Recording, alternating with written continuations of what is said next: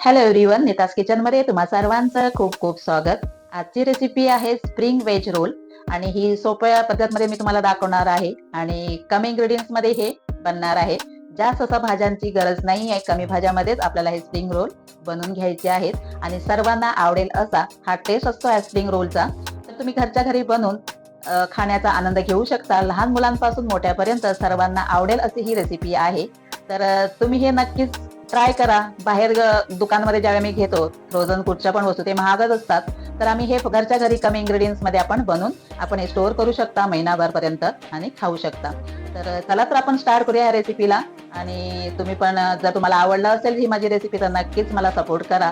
माझ्या चॅनलला लाईक करा, सबस्क्राईब करा आणि माझे व्हिडिओ शेअर करा. चला तर स्टार्ट करूया आपल्या रेसिपीला. हा आहे मैदा, तर मी 2.5 कप घेणार आहे आणि हा आहे 1 कप आणि हा आहे दुसरा कप आणि आता आपल्याला घ्यायचं आहे 1/2 कप. तर मिळून झालेला आहे 2.5 कप मैदा आणि आता आपल्याला छान असं चाळून घ्यायचं आहे जेणेकरून कुठेही कचरा राहणार नाही पिठामध्ये. तर तुम्ही पाहू शकता.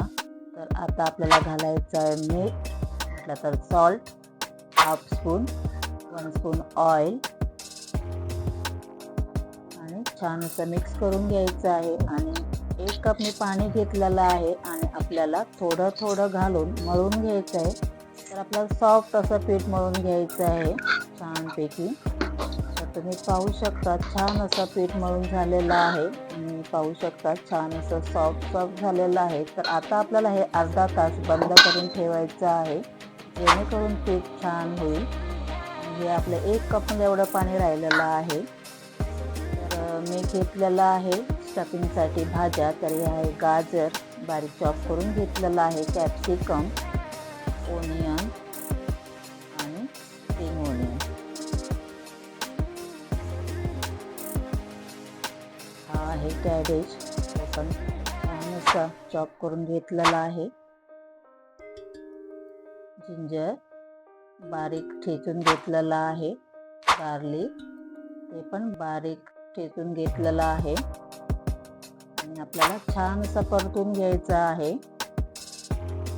जास्त करपेपर्यंत आपल्याला फ्राय करायचं नाही आहे. तर आता घ्यायचा एक कांदा, तर ओनियन आणि छान असं फ्राय करायचं आहे. एकच लक्षात ठेवायचं आपल्याला जास्त फ्राय करून नाही घ्यायचं आहे, मीडियम फक्त फ्राय करून घ्यायचं आहे. आता घालायचं आहे भाज्या. तर हे आहे गाजर, शिमला मिर्च, कॅबेज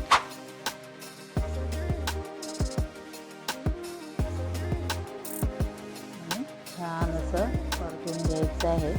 आपल्याला ह्या स्टफिंगसाठी जे आपण भाजी बनवत आहे त्याच्यामध्ये थोडं पण पाणी घालायचं नाही आपल्याला असंच परतून आपल्याला हे स्टफ रेडी करायचं आहे. तर छान असं परतून घ्यायचं आहे आपल्याला मीडियम फ्लेमवर. हे आहे chilli sauce, tomato ketchup 1 spoon घेतलेला आहे, black pepper powder, black salt आणि रेग्युलर नॉर्मल सॉल्ट आणि व्हिनेगर. तुम्ही तुमच्या आवडीप्रमाणे मसाले वापरू शकता. याच्यामध्ये जसं जसं तुम्हाला काय आवडतं त्याप्रमाणे तुम्ही वापरू शकता. तर सर्व काही तुमच्या आवडीवर आहे. तर आपल्याला एक छान असं परतून घ्यायचं आहे सॉफ्ट होईपर्यंत.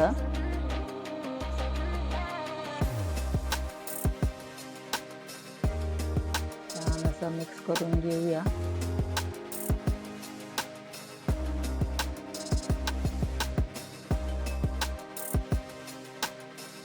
पाहू शकता पाणी सर्व आटलेलं आहे. छान असे सॉफ्ट झालेली आहे आपलं जी भाजी आहे स्टफिंगसाठी. तर मी 1 स्पून कॉर्नफ्लॉवर घेते आणि थोडं पाणी घेऊन पातळ असं बेटर करून घ्यायचं आहे आपल्याला. छान मिक्स करून घेऊया. आता आपल्याला त्या भाज्यांमध्ये घालून घ्यायचं आहे, जेणेकरून थोडंसुद्धा पाणी राहणार नाही. छान ड्राय असं आपलं हे स्टफ तयार होणार. तर तुम्ही पाहू शकता थोड्या टाईमने लगेच ड्राय झालेलं आहे, थोडंसुद्धा पाणी नाही आहे. तर आता आपण काय करायचं आहे, स्प्रिंग ओनियन घालून घ्यायचं आहे. आणि स्प्रिंग ओनियन कधी पण लास्ट घालायचं आहे, कलर चेंज होत नाही. असं परतून घेऊया. तर आपला स्टफ रेडी झालेला आहे, तुम्ही पाहू शकता. तर आता काय करायचं आहे, एका बाउलमध्ये काढून घ्यायचं आहे, जेणेकरून लवकर थंड होईल. जर तुम्ही ज्या भांड्यामध्ये करून घेता तेथे जर ठेवला तर लवकर थंड होणार नाही. त्यासाठी एक प्लेट नाही तर बाउलमध्ये आपल्याला हे काढून घ्यायचे आहे. अर्धा तास झालेला आहे आपल्या पिठाला मळून ठेवलेलं पीठ. छान असं सॉफ्ट झालेलं आहे बनवण्यासाठी. तर आता आपल्याला याचे गोळे तयार करून घ्यायचे आहेत. तर आपल्याला लिंबाच्या साईज एवढंच गोळे तयार करून घ्यायचे आणि पुरीप्रमाणे हे लाटून घ्यायचे आहेत.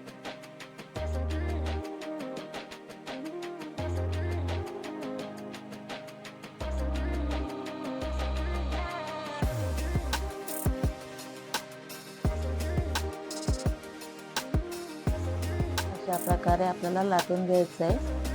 पुरीच्या साईजचं आपल्याला करून घ्यायचं आहे. आपले चारही पुरी तयार झालेले आहेत, तुम्ही पाहू शकता. तर आता आपल्याला काय करायचं आहे, एक एक घेऊन त्याला ऑइल अप्लाय करायचं आहे, त्याला लावून घ्यायचं आहे, ग्रीस करून घ्यायचं आहे. अशा प्रकारे आपल्याला ग्रीस करायचं आहे. आणि आता आपल्याला मैदा याच्यावरच आपल्याला मैदाचं स्प्रिंकल करायचं आहे. अशा प्रकारे प्रत्येक जे पुरी आम्ही बनवून घेतलेली आहे त्याला ग्रीस करायचं आणि मैद्याने स्प्रिंकल करायचं आहे आपल्याला. आणि एकावर एक हे ठेवून घ्यायचं आहे. तुम्ही पाहू शकता मी कशा प्रकारे करत आहे. तर तुम्हाला ह्याच प्रकारे करायचं आहे.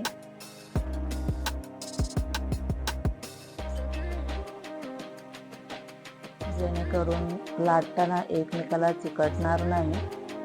त्यासाठी असं केल्याने काय होतं, ज्यावेळी तुम्ही जेवढं मोठं तुम्ही लाटणार तेवढंच हे ज्यावेळी तुम्ही भाजून घेणार त्यावेळी हे सेपरेट इझी होऊ शकतं.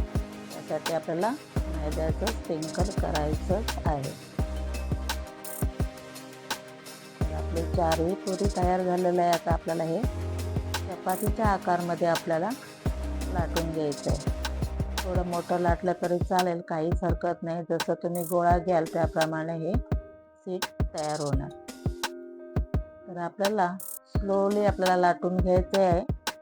प्रेस जास्त नाही करायचं आहे आणि बॉर्डरला नाही लाटायचं आहे, मध्येच आपल्याला लाटून घ्यायचं आहे.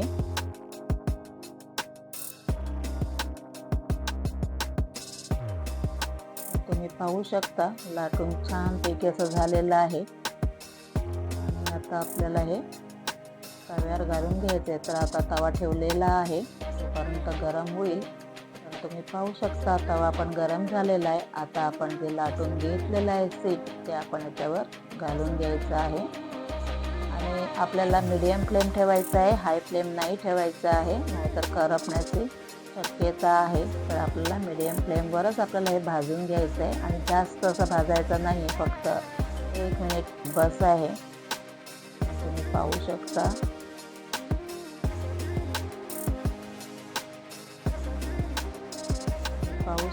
इझी ओपन व्हायला लागलेला आहे. तर आपल्याला हे स्लोली बॉर्डरवरून काढायचं आहे.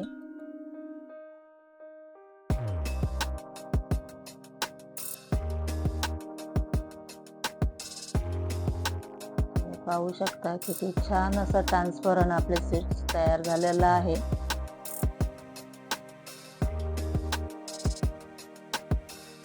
एकदम सोपी रेसिपी आहे, तुम्ही नक्कीच ट्राय करा.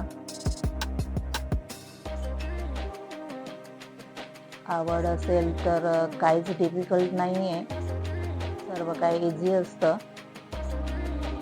फक्त करायला आवड असायला पाहिजे. तुम्ही पाहू शकता इझी आपलं पीठ यायला लागलेलं आहे, छान असं झालेलं आहे. तुम्ही पाहू शकता माझा हात पण दिसत आहे, मला छान असं ट्रान्सपरंट झालेलं आहे, एकदम पातळ झालेलं आहे. तर अशा प्रकारे मी सर्व करून घेते आणि तुम्हाला दाखवते.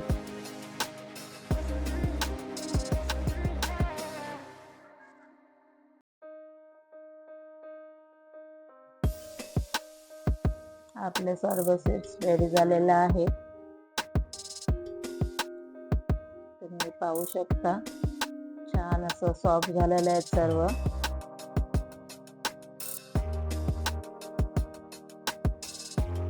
पाहू शकता तुम्ही किती सॉफ्ट झालेलं आहे, रबर सारखं.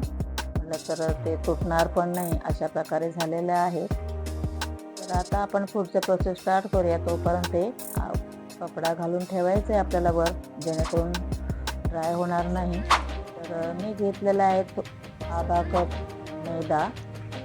आता आपल्याला पाणी घालून घ्यायचं आहे, मिक्स करून घ्यायचं आहे.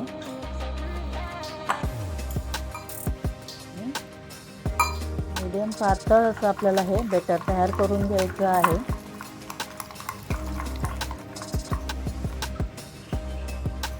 पाहू शकता तुम्ही.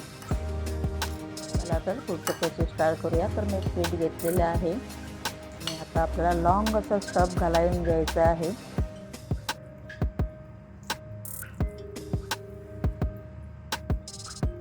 आणि फोल्ड आपल्याला अशा प्रकारे करायचं आहे, जेणेकरून तळताना कुठचंच जे तुम्ही स्टफ यूज करणार ते बाहेर पडणार नाही. तर अशा प्रकारे आपल्याला फोल्ड करून घ्यायचं आहे. आणि आता आपण जे बेटर केलेलं आहे ते अशा प्रकारे लावून घ्यायचं आहे, जेणेकरून सील पॅक छान होईल. तुम्ही पाहू शकता कशा प्रकारे मी लावून घेत आहे.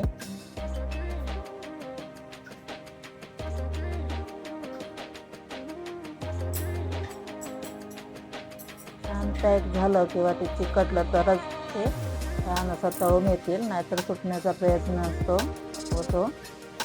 तर आपला स्प्रिंग रोल रेडी झालेला आहे. अशा प्रकारे.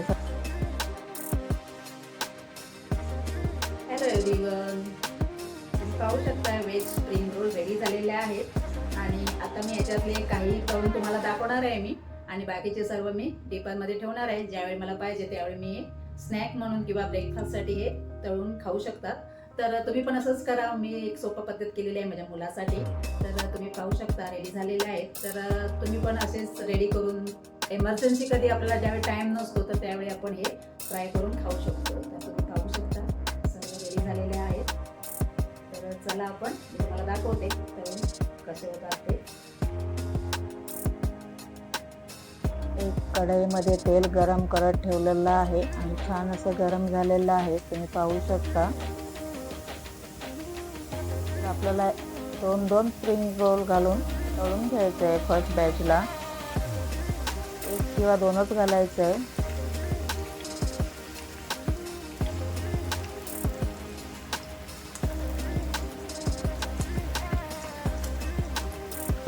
आपल्याला ब्राऊन कलर होईपर्यंत फ्राय करून घ्यायचं आहे, लगेच तळून घ्यायचं आहे.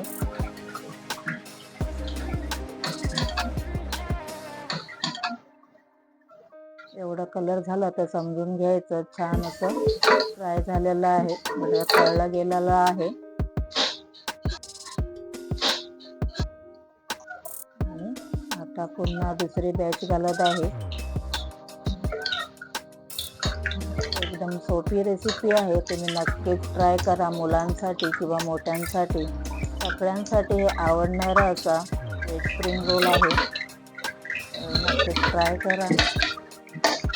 पाहू शकता आपले स्प्रिंग रोल रेडी झालेले आहे.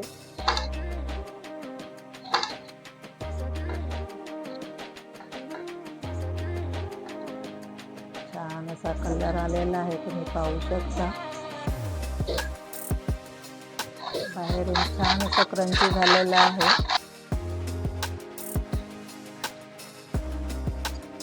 तुम्ही कुठच्याही सॉस बरोबर खाऊन आनंद घ्या.